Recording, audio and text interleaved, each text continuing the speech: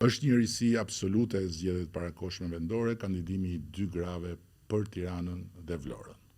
2 qytete dorës parë për Shqipërinë që do të drejtohen nga 2 gra, të cilat kanë një karrierë shumë të ngjashme në një periudhë caktuar, kur kanë drejtuar respektivisht rilindjen e qendrës spitalore universitare Nën Tereza, flas për Ogerta Manastriliun, dhe të Spitalit Renard Vlorës, kanë parasysh Bruna Mersinin.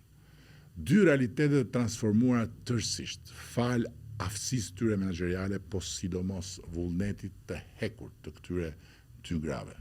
Ato janë që 2 fitueset pa diskutueshme të garave ku kundërshtarët janë shëmbëltyra kuptimplot e disfatës së radhës së ndjespas Partisë Demokratike.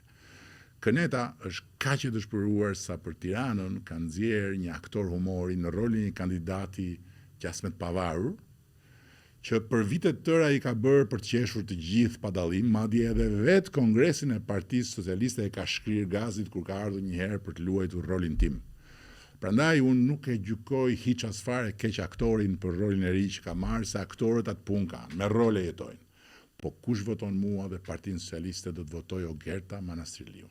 Ogertën që t'i jap Tiranës drejtuesin e duhur dhe qeverisë partnerë domosdoshëm në kryet bashkisë për të vazhduar pa u ndalur punën transformuese për kryeqytetin e Shqipërisë 2030, kryeqytetin e Europës së Ballkanit.